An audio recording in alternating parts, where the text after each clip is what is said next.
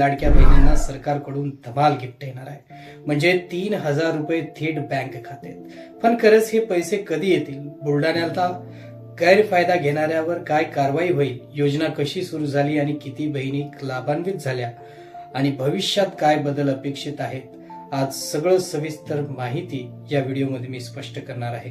नमस्कार, मी विजन बोलतोय। विजन 360 मध्ये आपल्या सर्वांचं स्वागत आहे। चॅनलला जर नवीन असाल तर सबस्क्राईब करून घ्या, बेल आयकॉनला दाबायला विसरू नका आणि जेणेकरून हा व्हिडिओ शेअर करायला विसरू नका, कारण महाराष्ट्र असेल तर सर्व बहिणींना या व्हिडिओचा लाभ भेटला पाहिजे। मुख्यमंत्री माझी लाडकी बहीण योजना ही महाराष्ट्र सरकारची असाधारण योजना आहे। जून 2024 मध्ये मुख्यमंत्री एकनाथ शिंदे, उपमुख्यमंत्री देवेंद्र फडणवीस आणि अजित पवार यांनी एकत्र लॉन्च केली। तिचा उद्देश म्हणजे आर्थिकदृष्ट्या दुर्बल असणाऱ्या महिलांना सक्षम करणं। वयाचे 21 वर्ष ते 60 वर्ष वयोगटातील अविवाहित, विधवा, घटस्फोटित किंवा लग्नानंतर परित्यक्त बहिणी पात्र ठरतात, ज्यांची वार्षिक उत्पन्न मर्यादा 2 लाखापेक्षा कमी आहे। दरमहा 1,500 रुपये, वर्षाला जवळपास 18,000 रुपये, तर 1.25 कोटी बहिणींना आतापर्यंत फायदा झाला असून यासाठी 46,000 कोटी रुपयाचा निधी खर्च झाला आहे। ही योजना केवळ आर्थिक मदत नाही तर महिलांच्या आत्मसन्मानाची आणि स्वावलंबनाची गोष्ट आहे। आता मुख्य बातमीकडे येऊया। डिसेंबर आणि जानेवारी 2026 चे हप्ते एकत्र जमा होणार असे गिरीश महाजन या मंत्र्यांनी घोषणा केली आहे की 10 ते 14 जानेवारी पर्यंत, म्हणजे मकर संक्रांती पूर्वी 1.25 कोटी खात्यामध्ये 3,000 रुपये येतील। तेजस्वी घोसाळकर यांनी देवाभाऊ म्हणजे देवेंद्र फडणवीस यांचंही हे संक्रांती गिफ्ट आहे, जेणेकरून बहिणी सण साजरा सुखाने करू शकतील। पण काही ठिकाणी 1,500 ऐवजी पूर्ण रक्कम येण्यास उशीर का झाला?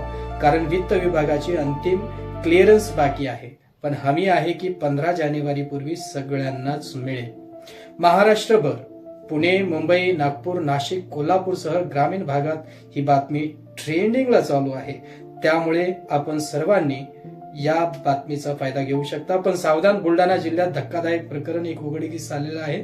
शासकीय कर्मचारी आणि पात्र नसलेल्या व्यक्तींनी चुकीची माहिती देऊन लाखो रुपयाचा गैरफायदा घेतला आहे आणि तसंच जिल्हाधिकाऱ्यांनी संपूर्ण रक्कम वसुली पण केली आहे।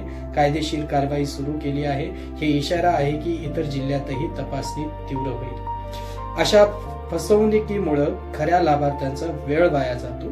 त्यामुळे आधार कार्ड, जनधन खाते आणि पात्रता तपासून घ्या। ही योजना यशस्वी होण्यासाठी पारदर्शकता महत्वाची आहे। चला आता योजनेच्या फायद्यांवर। लाखो बहिणींनी हे पैसे खर्च, मुलांचं शिक्षण, छोटे व्यवसाय, आरोग्यावर खर्च केले आहेत। उदाहरणार्थ, विदर्भातल्या शेतकरी बहिणींनी शेतीसाठी साहित्य घेतलं, मराठवाड्यात छोटे हातमाग उद्योग सुरू केले, तर कोकणातल्या महिलांनी किराणा दुकान उघडले।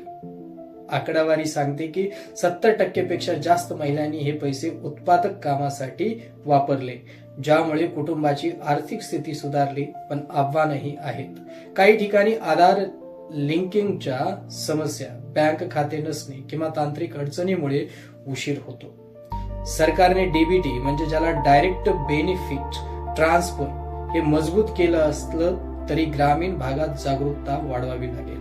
आणि राजकीय कोनातून पाहता ही योजना महाराष्ट्र विधानसभा निवडणुकीसाठी गेम चेंजर ठरली आणि विरोधक म्हणतात फ्रीबी कल्चर पसरवत आहे। पण भाजप महायुतीमध्ये महिलांचं सक्षमीकरण हे खरं सामर्थ्य। महापालिका निवडणुकापूर्वी हे दुहेरी हप्ता येणं हे स्ट्रॅटेजिक पाऊल आहे। तुमच्या गावात, तुमच्या शहरात लाडक्या बहिणीचे पैसे आले का? किती वेळ लागला?